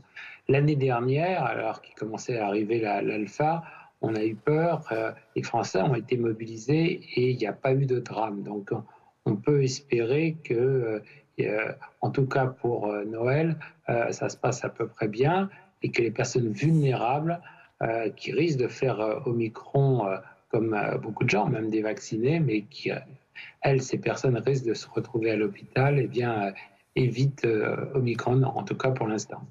Est-ce que vous partagez, Philippe Frogel, l'optimisme résolu relatif de certaines études qui sont parues ces dernières journées, ces dernières semaines, sur le variant Omicron? Peut-être plus virulent, peut-être moins grave? Alors, ce qu'on voit en Angleterre, c'est une diminution importante de la sévérité des cas par rapport à Delta. Il y a simplement 2 bémols à ça. Le premier, c'est qu'effectivement, les personnes plus âgées n'ont pas encore été touchées. La deuxième, c'est que tout le pays n'a pas été touché. C'est surtout au niveau de Londres. Et là, à Londres, il y a des résultats un petit peu contradictoires. Il y a eu des premières études, dont une d'Imperial qui semblait dire qu'il y a une gravité importante. Mais à Londres, les gens sont moins vaccinés que dans le reste de l'Angleterre. Donc moi, je suis plutôt optimiste, mais j'attends les faits qui peuvent changer. Mais pour l'instant, il y a un certain optimisme à avoir avec les résultats qu'on a en Europe. Pierre Scoira, il y a ce chiffre peut-être un peu symbolique, ce seuil des 100 000 personnes contaminées quotidiennement qui va bientôt être franchi. Ça fait plusieurs jours qu'on dépasse les 90 94 000 nouveaux cas. Quand on a une population très vaccinée comme en France, avec même 22 millions de Français qui ont déjà reçu leur dose de rappel, est-ce que ça va être problématique, ce rythme de 100 000 contaminés par jour comme ça ? Oui, ça va être problématique. Il est probable que déjà on est au-delà de 100 000. 100 000, c'est le nombre de patients qui se sont testés. On va monter probablement, comme les Anglais, à 120 000, 130 000, ce qui voudra dire que, en réalité, il y en a 200 000. C'est comme une très très très virulente épidémie de grippe. Tout le problème n'est pas dans le nombre de malades qui sont contaminés. Le problème, c'est dans le nombre de cas graves. Si les gens sont contaminés et qu'ils restent chez eux, ça va paralyser un peu l'activité, surtout si on impose des quarantaines longues. Et c'est pour ça que je pense que le gouvernement va se pencher là-dessus dès lundi. Mais voilà, le vrai problème, c'est la gravité. Et pour l'instant, comme l'a dit mon collègue, on a quand même quelques signaux positifs. On va reparler tout de suite là de cette pression hospitalière. 16 173 personnes hospitalisées pour Covid. C'était le chiffre communiqué hier. 3 254 personnes en soins critiques. C'est près d'1 millier de plus de personnes gravement atteintes qu'au pic de la 4e vague cet été. Écoutez les précisions de François Pitrel, journaliste santé BFM TV.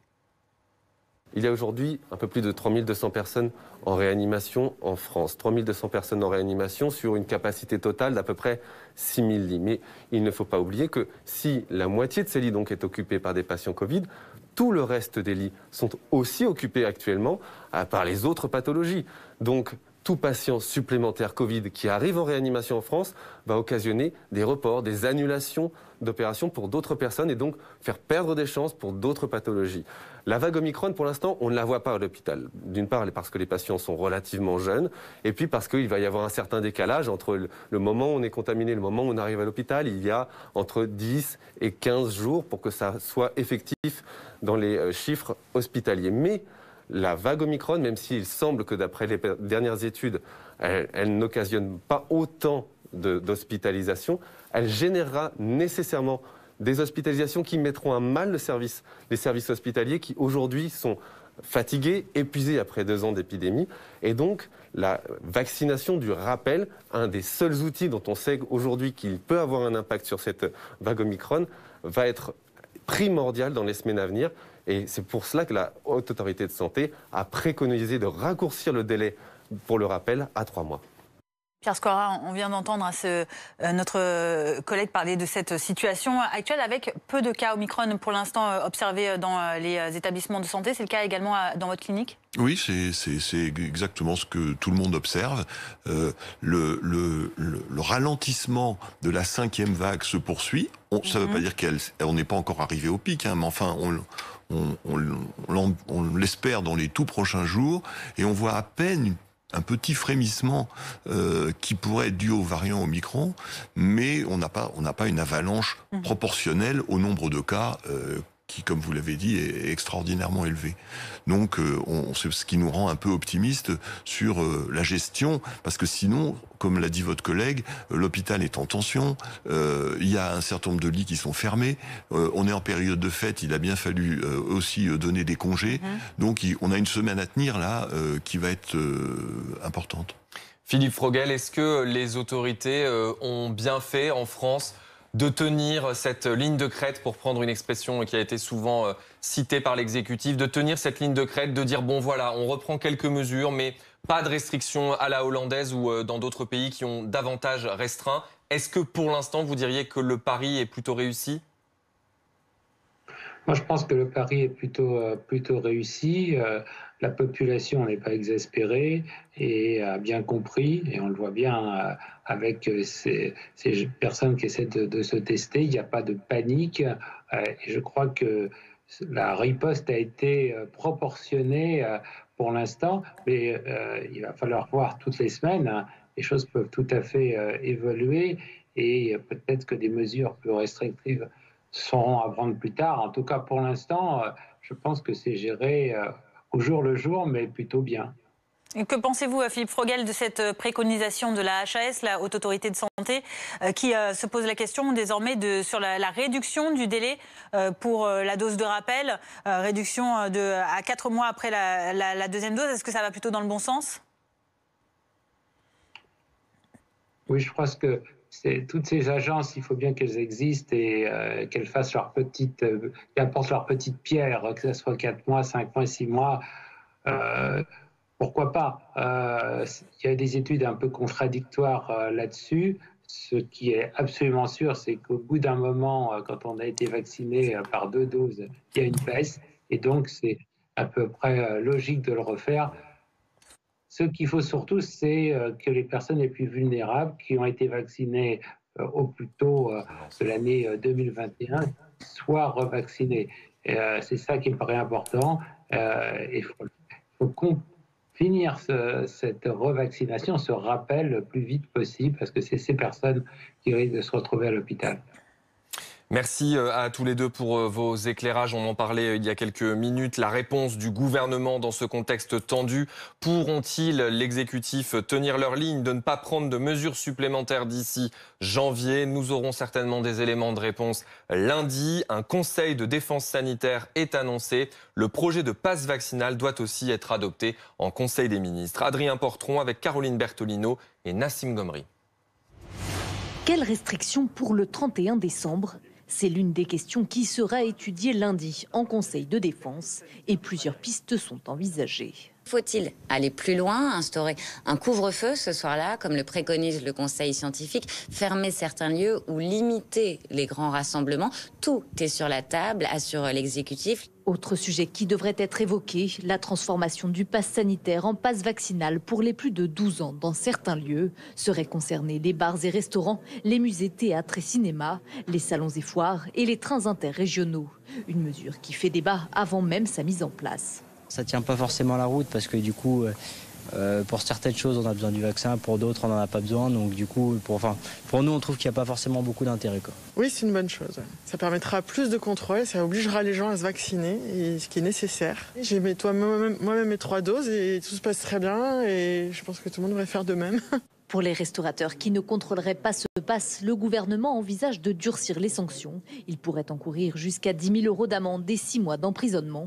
Mais les contours précis de la mesure sont encore à définir. La difficulté aujourd'hui est de savoir jusqu'où aller, en effet, et éventuellement contrôler l'identité des personnes qui vont présenter leur passe vaccinal. Et là, ça peut poser un problème, j'en parlais avec un parlementaire ce matin, car c'est vrai qu'il s'agit là d'un pouvoir de police. Le gouvernement pourrait enfin aborder la stratégie dite 2G+. Il s'agit d'imposer un test négatif en plus du passe vaccinal dans certains lieux où les contaminations sont les plus fortes, notamment les discothèques. Bonjour Gaspard Ganzer, vous êtes ancien conseiller de François Hollande et fondateur de la Ganzer Agency. On voulait justement votre avis sur ce que le gouvernement pourrait mettre au point. Il semble avoir pour l'instant tendance à plutôt temporiser sur les restrictions sanitaires et sur la gestion du risque Omicron, alors que certains autres pays, des pays voisins, la Hollande par exemple, ont été beaucoup plus restrictifs. En Catalogne par exemple, le couvre-feu a fait son retour. Est-ce qu'en France, c'est un pari risqué qui est en train de jouer l'exécutif ? C'est un pari en tout cas, parce que le gouvernement et le président de la République savent que les Français sont un peu à bout de nerfs. Ils ont quand même été dans l'ensemble très sages, ils ont observé les consignes, ils se sont fait vacciner, ils ont fait leur dose de rappel. Il y a une forme de fatigue du Covid. Et donc, ça serait très très mal perçu par les Français qu'il y ait de nouveau des mesures très brutales. Certainement, ils joueraient le jeu, mais ça les déprimerait profondément. Et évidemment, ça poserait problème pour la situation économique et sociale du pays, mais surtout pour la situation politique à quelques semaines maintenant du scrutin, du premier tour de l'élection présidentielle. Et Emmanuel Macron, jusqu'à présent, pouvait se targuer d'une gestion assez correcte de l'épidémie de Covid, sauf peut-être au départ. Ah, bonjour, je suis à la radio, je suis à la radio. Je suis à la radio, merci. Mon fils est en train de m'apprendre que mon beau-fils a le Covid, vous voyez. Voilà, c'est la réalité, malheureusement. Tout se passe en direct. Exactement. Donc, ce que je disais, c'est que l'élection présidentielle allait se jouer dans ce contexte-là et qu'Emmanuel Macron avait plutôt un bon bilan jusqu'à présent. Et que, donc, il fallait veiller, pour lui, à ce que ce bilan soit toujours perçu positivement par les Français, parce que sinon, il pourrait lui reprocher, et ça serait quand même dommage à quelques semaines de l'élection présidentielle, alors que pour l'instant, le bilan est bon. On sent que c'est un sujet sur lequel les oppositions politiques ont parfois un peu du mal à attaquer l'exécutif, parce que, évidemment, Emmanuel Macron s'est tellement saisi de cette crise sanitaire depuis 2 ans, avec aussi un certain respect des règles de la part des Français. C'est difficile pour les oppositions d'appréhender ce sujet. Oui, c'est très difficile parce qu'ils ne veulent pas apparaître comme irresponsables ou perdre ce faisant une stature de femme ou d'homme d'État. Donc on a observé que la plupart des candidats, à quelques exceptions près, ceux qui sont les plus sur les extrêmes, cherchent plutôt à être consensuels. Alors chacun y va de sa proposition. J'ai vu par exemple que Valérie Pécresse avait proposé que la rentrée scolaire soit repoussée d'1 semaine, mais c'est toujours dans une atmosphère constructive. Évidemment, de l'autre côté, il y a aussi des extrêmes qui sont pas loin parfois du complotisme et de la critique systématique de l'exécutif. Donc partageons peut-être les candidats dits de gouvernement ou centraux qui sont assez constructifs avec le pouvoir actuel et les extrêmes qui sont beaucoup plus durs. Lundi, en Conseil sanitaire de défense, il sera évoqué évidemment la question du projet de loi qui transformerait le pass sanitaire actuel en pass vaccinal. Quel est votre avis sur ce projet de loi qui sera présenté en Conseil des ministres ? Je n'ai pas d'avis sur le fond scientifique parce que j'imagine que les décisions ont été prises en prenant en compte tous les éléments scientifiques qui s'imposaient en la matière. Après, sur le processus, le gouvernement n'a guère le choix. Il doit aller vite. S'il veut que les mesures puissent porter leur effet, il le fait en respectant la procédure. Le Parlement, il ne le fait pas par voie réglementaire et le Parlement va jouer son rôle. Alors certains pourront dire qu'évidemment, il va manquer de temps pour examiner le texte dans la profondeur et que la messe peut sembler un peu dite à l'avance. Mais je sais qu'on peut compter sur les parlementaires de la majorité comme de l'opposition pour faire entendre leur voix au moment où le texte sera examiné. Donc c'est une bonne méthode qui a été choisie à ce moment-là. Docteur Squara, peut-être votre regard de professionnel de santé sur 2 sujets qu'on a abordés là. D'abord sur ce pass vaccinal qui est envisagé, qui va être discuté par l'exécutif. Est-ce que vous pensez que c'est une bonne solution, ce pass vaccinal ? Toutes les solutions qui vont amener à diminuer les contaminations sont bonnes. Donc le pass vaccinal, c'est bien, mais c'est réconfortant pour les soignants de voir une espèce de, comme l'a dit Gaspard Ganzer, une espèce d'union de tous les politiques, disons, de gouvernement autour de cette affaire, pour disons, sanctuariser un peu la lutte contre l'épidémie et ne pas en faire un terrain de politique politicienne. Et j'ai retrouvé le deuxième point sur lequel je voulais vous poser une question très rapidement. C'est sur cette question de la semaine de vacances en plus, là, qui a été une proposition que la droite a brandie. Est-ce que ça peut être un outil, finalement, de dire que on arrête un peu encore une semaine de plus à la rentrée? Je pense que ça va faire partie de la caisse à outils qui va être mise en place lundi prochain. Le fait de prendre des mesures relativement légères de lutte contre la pandémie impose de la réévaluer tous les jours. Et parmi les mesures possibles chaque jour, chaque semaine, il y a évidemment repousser la rentrée scolaire, fermer un certain nombre de structures la nuit, enfin bon, tout ce qu'on a déjà vécu, mais qu'on va peut-être utiliser en mode dégradé. Gaspard Ganzer, pour revenir aux restrictions que pourrait prendre peut-être la France, pourquoi pas dès lundi. On peut regarder ce qui se passe autour de nous, notamment en Italie, où le masque vient de faire son retour. Ça avait été annoncé il y a quelques jours et maintenant c'est effectif. Masque en extérieur, je précise. La mesure donc est en vigueur. Est-ce que c'est quelque chose, par exemple en France, en Savoie, les préfets ont la main là-dessus. En Savoie, le préfet a décidé de mettre en place aussi ce type de restrictions, donc de manière locale. Est-ce qu'il faut aller petit à petit, quand même, compte tenu de l'avancée de l'épidémie, vers ce genre de restrictions ? Je pense que le gouvernement peut ne pas avoir le choix à un moment donné, des mesures de couvre-feu, des mesures de port de masque obligatoire. Je pense que tout est possible. La question sensible, à mon avis, c'est la question de l'école. Parce que jusqu'à présent, Emmanuel Macron et son gouvernement ont quand même réussi à maintenir bon an, mal an les écoles ouvertes, même s'il y a eu beaucoup de fermetures de classes. Et je crois que les Français, les parents, sont satisfaits de cette situation. Moi, le premier. Mais s'il n'y a pas le choix, il n'y a pas le choix. Et peut-être qu'on devra rentrer ou faire la rentrée de nos enfants quelques semaines plus tard. Finalement, je pense que les Français sont prêts à tout. Évidemment, ils ne vont pas l'accepter de bon cœur et peut-être qu'ils en tiendront de rigueur au gouvernement et au président. Mais une fois de plus, je pense qu'ils seront civiques dans l'ensemble. Tandis qu'on apprend à l'instant, vous le voyez sur votre écran, que le seuil des 100 000 nouveaux cas a été dépassé ces dernières heures. Ça, c'est un record depuis le début de la pandémie. On est à 104 000 cas. On y reviendra bien sûr un peu plus tard. Gaspard Ganzer, comment appréhender la lassitude de beaucoup de Français sur le retour du masque, par exemple, en extérieur dans certains départements, sur le fait qu'on voit que la vaccination n'est pas la seule réponse pour se sortir de la crise? Tout ça, c'est difficile. Ça peut créer de la défiance dans le contexte que l'on connaît, dans le contexte de campagne présidentielle?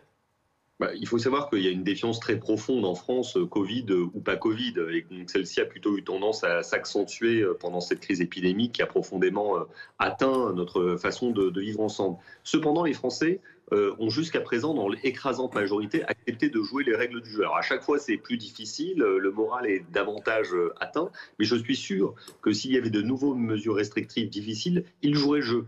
En revanche, peut-être qu'à un moment donné, dans les urnes, ils feront entendre leur mécontentement. Donc il faut distinguer deux choses, le civisme des Français dans la gestion de l'épidémie, qui à mon avis restera, et peut-être ce qui se passera dans les urnes, peut-être qu'à un moment donné, les Français voudront sanctionner le gouvernement et le président.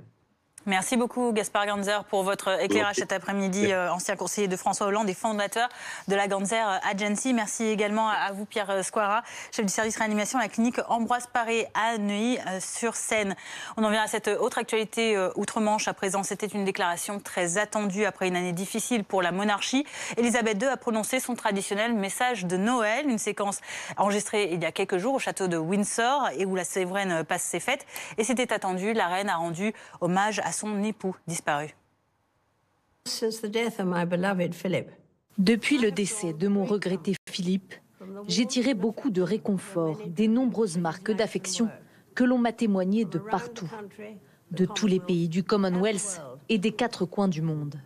Son sens du service, sa curiosité intellectuelle et sa capacité à trouver des raisons de se réjouir dans toute situation étaient irrépressibles. Son regard malicieux était aussi brillant à la fin de sa vie que le jour où je l'ai rencontré. Bonsoir Stephen Clark. Vous êtes journaliste britannique, vous êtes auteur de Elisabeth II ou l'humour souverain aux éditions Albin Michel. Qu'est-ce que vous avez pensé de cette allocution de la souveraine qui était vraiment plus personnelle que ce à quoi on a l'habitude les autres années? Oui, c'était un peu plus grave que d'habitude, mais elle a parlé du deuil parce qu'elle a perdu son mari qui avait quand même 99 ans. Ils étaient mariés depuis si longtemps. D'ailleurs, elle portait la broche, la petite broche. Elle portait cette broche lors de la lune de miel. Et en photo où elle portait aussi la broche, elle a insisté vraiment sur le caractère historique de son règne. Donc c'était un peu plus sombre que d'habitude, mais la reine, elle met toujours l'accent sur la jeunesse. On a vu plein d'images de jeunes. Elle a parlé de ce prix qu'a établi le prince Philippe, the Duke of Edinburgh Awards, qui encourage les jeunes de sortir, de faire du trekking, du camping, des choses comme ça. Donc elle a donné un message positif aussi. Elle a même parlé des Jeux du Commonwealth en été. On ne sait même pas si on aura le droit de les faire, mais elle a parlé de ça. Donc, elle essaie toujours, je pense, de donner un peu d'espoir. Un message donc positif adressé par la reine dans cette allocution de Noël. En revanche, il y a plusieurs événements qui sont venus entacher ces derniers temps la monarchie britannique, la mort du prince Philippe, les confidences critiques du prince Harry, les ennuis de santé également de la reine. Est-ce que c'est une nouvelle annus horribilis qui s'annonce, ou qui s'achève peut-être aussi pour la reine, on l'espère? Qui s'achève. Elle dira jamais plus l'expression annus horribilis, je pense, parce qu'on s'est moqué d'elle quand on l'a dit. Mais oui, c'était une mauvaise année. D'ailleurs, elle a dit ça, qu'elle a dit maintenant, elle comprend les gens qui ont perdu des proches avec le Covid. Elle les comprend. Elle a fait, en fait, depuis quelques années, depuis la mort de Diana, en fait, elle veut montrer qu'elle a des sentiments et qu'elle partage les sentiments du peuple. Donc, elle a dit, je ressens la même chose que vous. Même si elle, dans ses proches, il n'y a pas eu de mort de Covid, elle a dit qu'elle partage ce sens de perte, de deuil. Donc, c'était une très mauvaise année, mais elle a beaucoup parlé de l'année prochaine, de son 70e anniversaire qui commence en février. Donc, comme d'habitude avec la reine, elle ne montre pas l'émotion, elle en parle, mais elle ne va pas pleurer à l'antenne. C'est pas une star de réalité TV comme les autres anglais. Rapidement, Stephen Clark, cet événement, ce jubilé de platine dont la reine Elisabeth II parle aujourd'hui, ça va être un très grand événement pour le Royaume-Uni l'année prochaine? Ah oui, ça va être énorme. Parce que déjà, la reine, elle est très populaire. Elle représente une sorte de stabilité qui est exactement ce qui manque en ce moment dans le pays avec la pandémie, des problèmes économiques. Le gouvernement qui est genre vraiment sous une sorte de nuage de scandale. Vraiment, la reine, elle représente une idée que les choses vont changer, vont évoluer. Et elle montre cette continuité historique. Et je pense que les gens ont un peu besoin de ça en ce moment. Donc, ouais, l'année prochaine, avec le 70e anniversaire de son couronnement, pas de son couronnement, mais du début de son règne, ça va être assez énorme en Angleterre, oui. Autre discours de Noël très attendu de cette fin d'année, l'Urbi et Orbi du pape François. Le souverain pontife a appelé dans sa rituelle bénédiction au dialogue entre les pays en conflit. Il a forcément aussi été question de la crise sanitaire. Les détails de notre correspondante à Rome, Natalia Mendoza. La paix et l'harmonie dans le monde entier, voilà le souhait du pape François qui a passé en revue les principaux conflits qui ensanglantent la planète et a plaidé pour la réconciliation entre les peuples. Le pape a déploré la guerre et la violence en Syrie, en Irak, au Yémen, au Soudan. Il a plaidé pour le dialogue entre Israéliens et Palestiniens. Il a évoqué la difficile situation du peuple afghan, éprouvé, je cite, par des conflits qui ont poussé de nombreuses personnes à fuir le pays. Il a déploré le sort des populations du Sahel qui connaissent la violence du terrorisme international. Il a également eu une pensée, un message de réconfort envers les populations les plus vulnérables, les migrants, les réfugiés, les personnes déplacées et toutes les personnes qui souffrent à cause de la pandémie. Le pontife a lancé un appel pour que les vaccins contre le coronavirus, je cite, puissent parvenir aux populations les plus démunies. Et puis maintenant, on part loin, très loin de la Terre. Jamais un instrument d'observation aussi sophistiqué n'avait été lancé dans l'espace. Le télescope James Webb s'est correctement séparé de la fusée Ariane 5 à la mi-journée. Nouvelle étape réussie donc pour cette collaboration entre l'Europe et l'Amérique. Emmanuel Binet, Nicolas Chamontin et Baptiste Keita. LEGAP, décollage. Il est 9h20 à Kourou en Guyane, 13h20 en métropole. Le télescope James Webb, transporté par la fusée Ariane 5, commence son long voyage. Le décollage se déroule sans accroc. 27 minutes plus tard, le télescope se désolidarise avec succès de la fusée. Les scientifiques qui travaillent sur la mission sont soulagés et très enthousiastes. C'était parfait, on est parti exactement à l'heure et tout était nominal, la trajectoire est nominale. Donc j'ai bon espoir qu'on soit exactement sur cours pour arriver à notre point Lagrange 2, donc notre but à 1,5 million de kilomètres. Donc là, on est parti top. Là, je suis vraiment décontracté pendant un petit peu. Pourtant, 40 minutes avant le décollage, la tension était extrême. Normal pour un télescope qui a coûté près de 9 milliards d'euros. Vous voyez, tout le monde a les yeux rivés sur le grand écran qui montre à ce temps précis toutes des petites vignettes vertes, c'est-à-dire que l'ensemble des paramètres sont au vert. Les astrophysiciens vont encore surveiller l'engin pendant 29 jours, le temps qu'il rejoigne son point d'observation à 1,5 million de kilomètres de la Terre. Grâce à son miroir pliant de 6,5 mètres de diamètre, le télescope James Webb va permettre aux scientifiques d'observer des éléments encore inconnus. Emmanuel Macron s'est félicité sur Twitter du succès de la mission. Ce 25 décembre 2021 restera à jamais gravé dans l'histoire de la conquête spatiale. Bravo aux équipes, en particulier à nos équipes françaises et européennes. Quelle fierté! La mission du télescope